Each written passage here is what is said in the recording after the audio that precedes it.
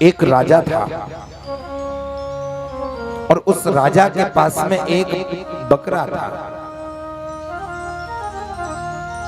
और बकरा जो है बड़ा चंचल होता है। तो राजा ने अपनी प्रजा में ये घोषणा की, जो भी मेरे इस बकरे का पेट भर के लाएगा मैं उसको आधा राज्य दे दूंगा। अब राज्य के लोभ के कारण न जाने कितने लोग आए। राजा ने बकरा देने से पहले एक शर्त रखी, भैया आप बकरा तो ले जाओ, लेकिन शाम को जब लेकर के आओगे वापस तो मैं इसका परीक्षण करूंगा, और यदि बकरे ने एक तिनका भी घास का खाया तो मैं कारागार में डाल दूंगा और मुक्त नहीं करूंगा। फिर ना तो राज्य मिलेगा, सजा ऊपर से और मिलेगी। लोगों ने सोचा जब खिलाएंगे बढ़िया बढ़िया घास तो पेट क्यों नहीं भरेगा। अब लोग महाराज बकरे को लेकर के जाते हैं और सुबह से शाम तक चराते हैं, और शाम को जब बकरे का पेट भर जाता है तो बकरे को लेकर के लौटकर जब राजा के पास में आते हैं तो राजा हरी हरी घास डालता है, और जब हरी हरी घास दिखाता है, भले ही भूख नहीं है बकरे को, फिर भी महाराज एक दो मुंह तो घास में मार ही देता है। और जब मुंह मारता है तो राजा उठा करके कारागार में पटक देता है।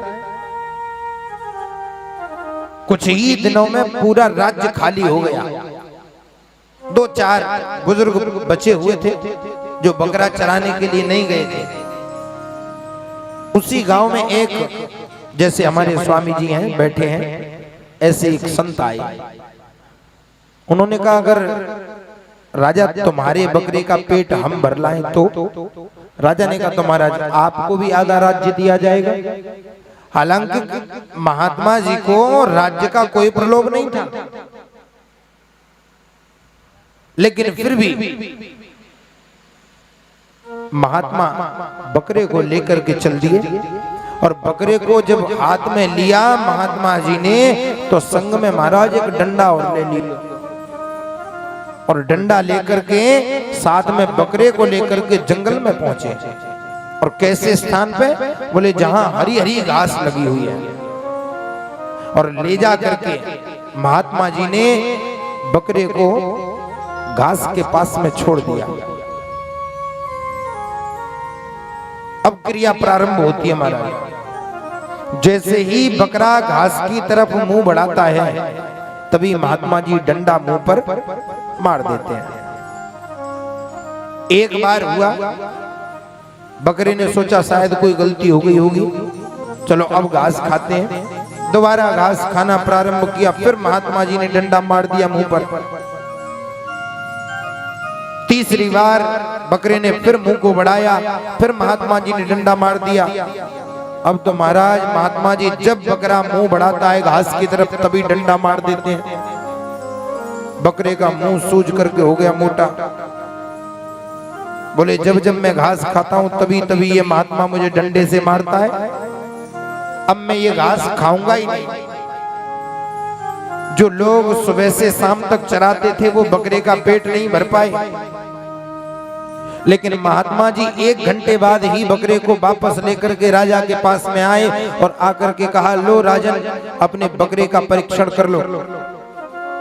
राजा ने बकरे के सामने हरी हरी घास डाली, और जैसे ही घास डाली तो बकरे ने एक आंख से तो महात्मा जी को देखा और एक आंख से घास को देखा।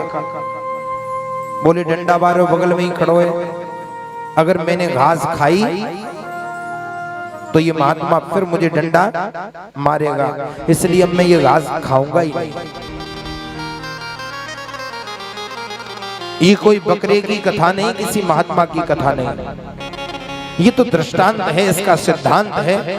जो चराने के लिए भेजता है राजा वो है परमात्मा। बकरा है हमारा तुम्हारा मन, चराने के लिए ले जाता है जीवात्मा। संसार सागर ही जंगल है, घास क्या है? बोले विषय। इस चंचल मन का पेट विषयों से कभी भरा ही नहीं। कब भरेगा, कब तृप्ति होगी इसकी? बोले जब हाथ में डंडा होगा। कौन सा डंडा? विवेक रूपी डंडा।